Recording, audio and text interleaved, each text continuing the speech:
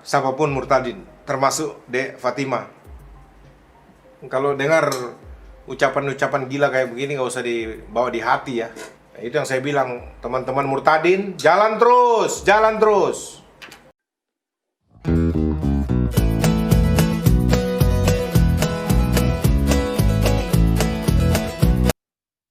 Shalom teman-teman, kita bersyukur hari ini kita boleh bersama-sama di dalam acara ngopi, ngobrolin perkara iman. Dan kalau teman-teman merasa terberkati dengan channel ini, maka silakan like, subscribe, share, dan komen. Dan kalau ingin mendukung secara finansial, maka silakan dukung gereja teman-teman yang membutuhkan pelayanan dan dukungan finansial kita.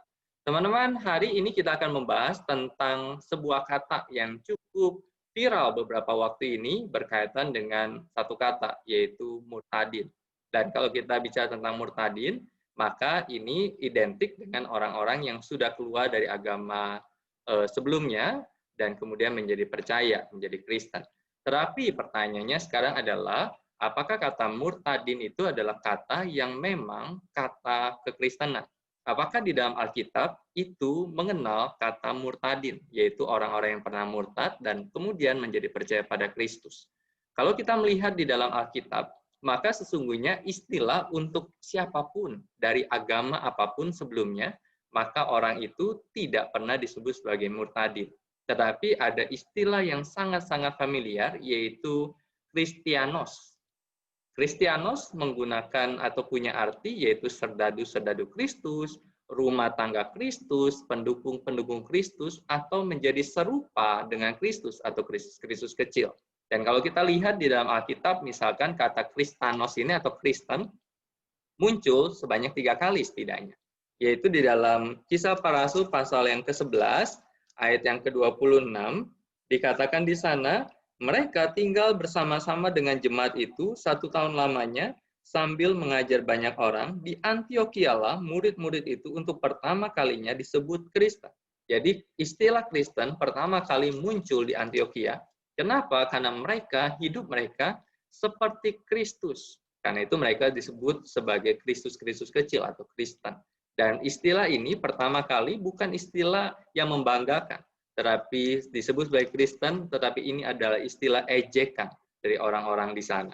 Kemudian Kisah Para Rasul pasal yang ke-26, Kisah Para Rasul pasal yang ke-26 ayat yang ke-28, dikatakan di sana bahwa jawab Agripa, hampir saja kau yakinkan aku menjadi orang Kristen. Ini adalah sebuah penyataan Agripa bahwa dia hampir nyaris untuk menjadi orang Kristen, tetapi dia tidak menjadi orang Kristen.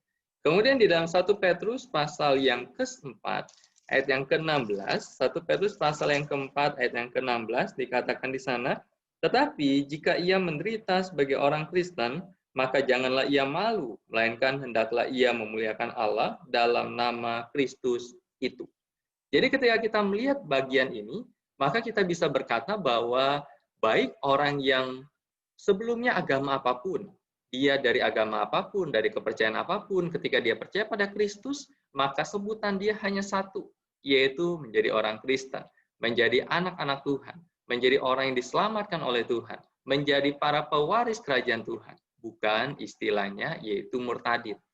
Tetapi saya bersyukur ada orang-orang yang bertobat dari agama sebelumnya menjadi Kristen. Tetapi istilah murtadin sesungguhnya tidak layak dan tidak patut disebutkan lagi kepada orang yang percaya pada Kristus. Karena itu tidak sesuai dengan Alkitab. Karena itu teman-teman yang baru bertobat, yang baru percaya, yang sudah lama percaya, maka sebutanmu bukan lagi murtadin, tetapi sebutanmu adalah orang Kristen, anak-anak Tuhan, orang-orang percaya. Ini pelurusan yang saya akan lakukan, yang saya lakukan di dalam video ini. Dan teman-teman, terima kasih untuk dukungan teman-teman. Dan kalau merasa terberkati dengan channel ini, maka silakan like, subscribe, komen, dan silakan terus dukung gereja teman-teman kalau ingin mendukung secara finansial. Tuhan Yesus memberkati kita. Amin. Halo rekan-rekan semua.